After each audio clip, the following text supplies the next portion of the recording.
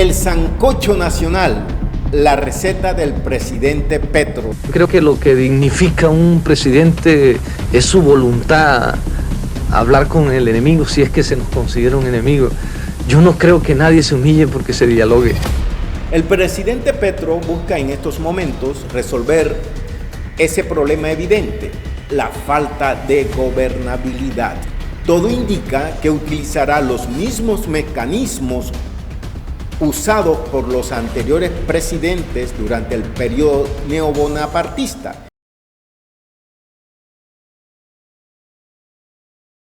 ¿Qué tal, amigos y amigas? Lucio Torres, periodista de investigación, periodista de análisis, que no es lo mismo. Tema: análisis sobre el Acuerdo Nacional de Gustavo Petro. El sancocho nacional, la receta del presidente Petro, se lo vamos a analizar aquí en Vox Populi en 2 entregas. Y esta es la primera de este sancocho nacional. Se esperan nuevos vientos de cambios. Todos los esperamos, todos y todas.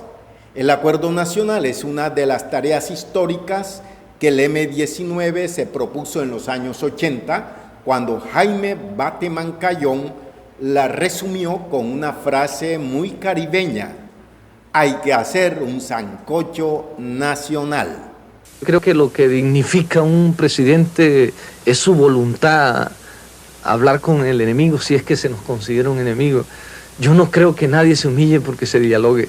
Y todo el mundo quiere conversar, todo el mundo quiere protestar, quiere decir cosas, porque en este país no es posible decir muchas cosas. Entonces hay que cambiar el sistema político colombiano. Hay que cambiar la estructura de algunas cosas. Hay que darle libertad para que la gente opine. De hecho, en su lista para la Asamblea Nacional de 1991, el M-19, Alianza Democrática, incluyó desde el director técnico de la Selección de Fútbol de Colombia hasta el hermano de un general de la República.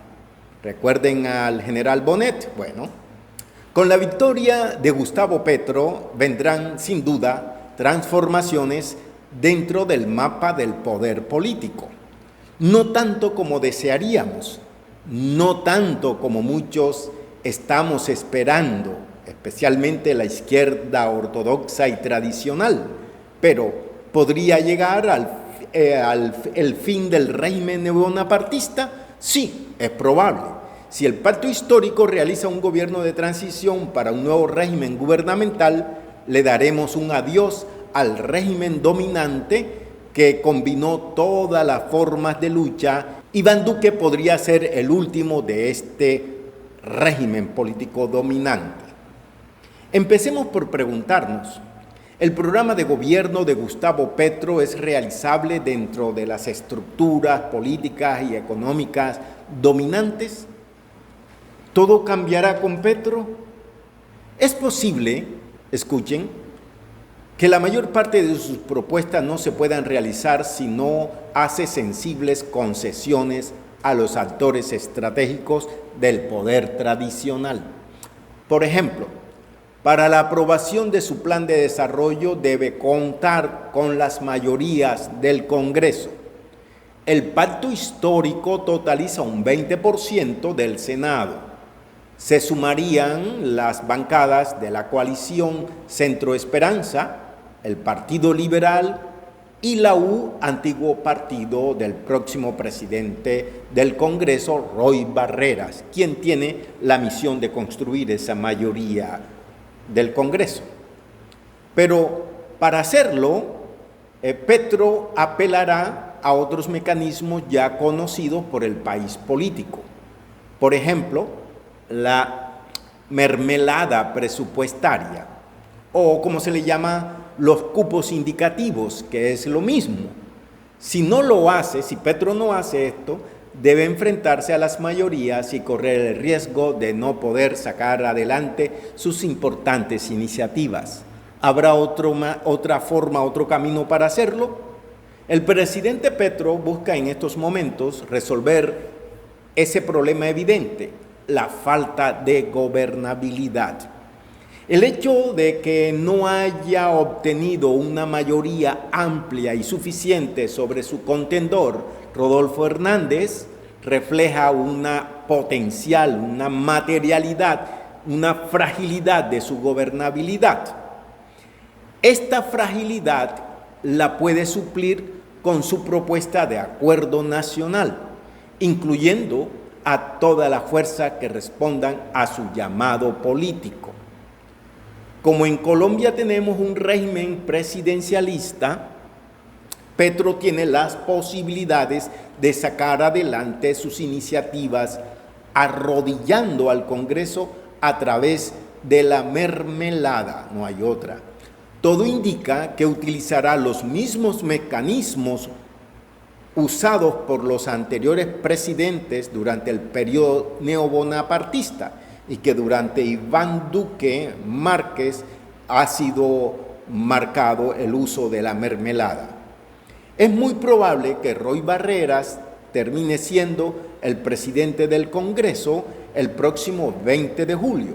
Su misión será crear esa mayoría legislativa endulzando a sus antiguos compañeros del Congreso.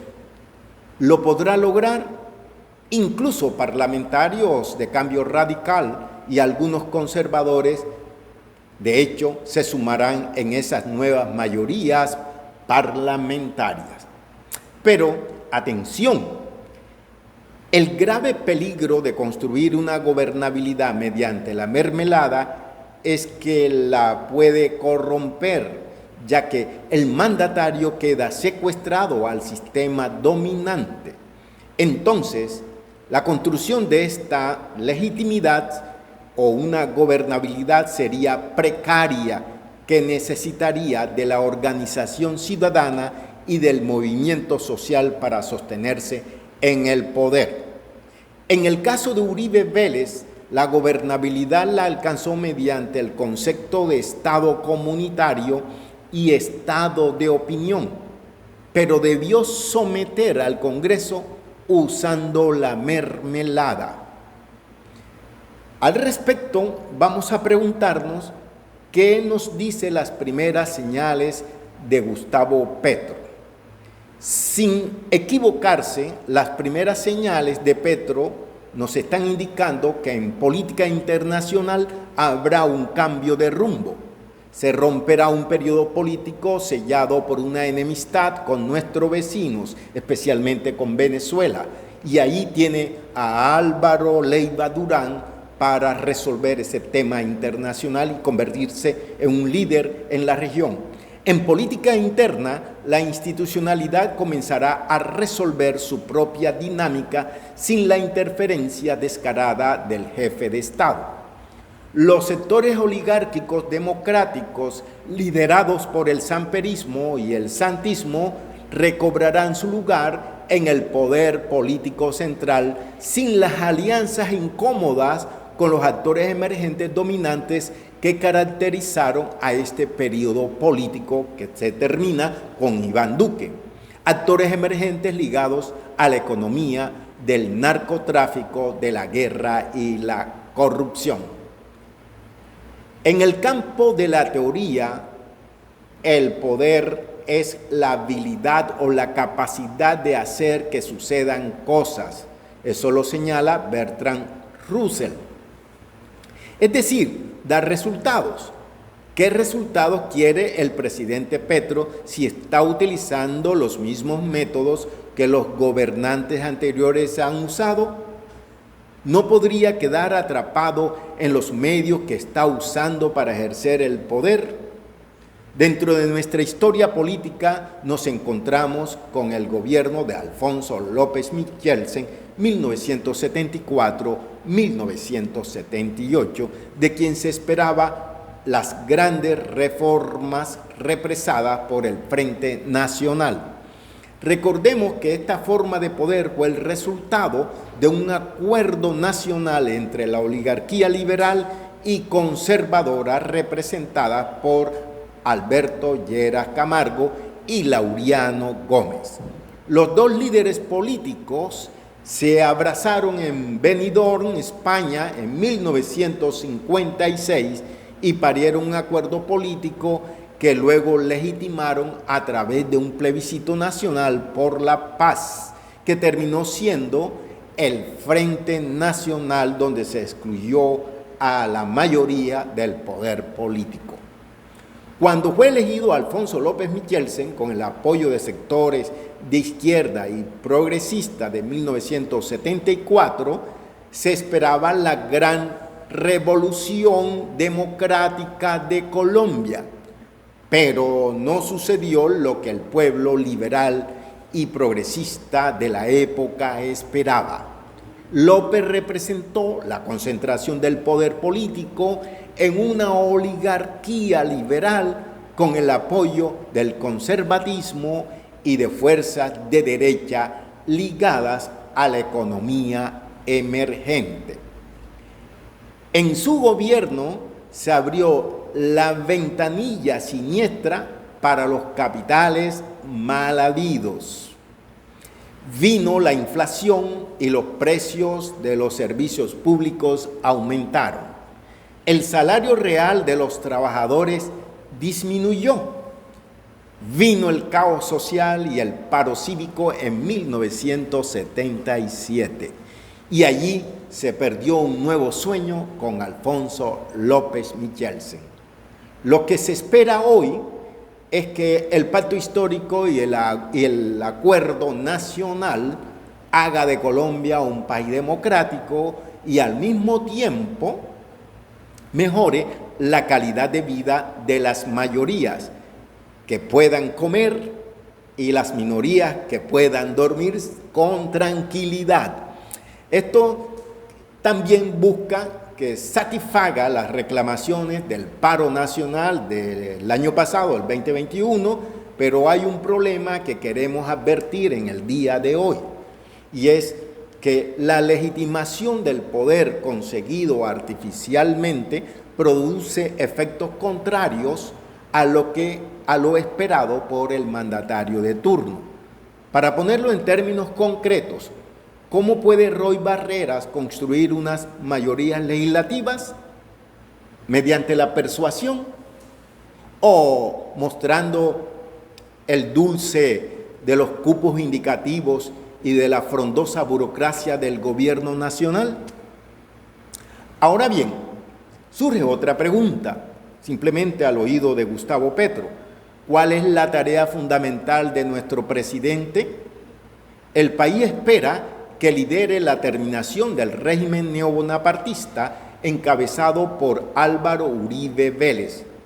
De hecho, necesitará implementar un programa de transición, mi estimado presidente Gustavo Petro, que prepare las condiciones para ulteriores gobiernos transformadores.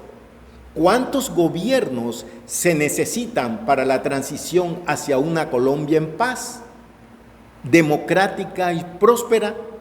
No se sabe con precisión, porque la transición puede durar un periodo o 2 o 3 o 5. De lo que se está seguro es que los procesos sufren cambios cualitativos y cuantitativos en periodos cortos o largos, dependiendo la legitimidad del poder. Si este poder es legítimo, esos cambios a niveles superiores se hacen irreversibles, o sea que no tienen vuelta de hoja. Con el acuerdo nacional, el presidente Petro alcanzaría la legitimidad de su poder y podría desarrollar un gobierno de transición hacia una apertura realmente democrática y de prosperidad. Esto lo dice el tiempo, las circunstancias, y hablaremos de esto en la segunda entrega de este informe sobre el sancocho nacional que nos propone nuestro presidente electo Gustavo Petro.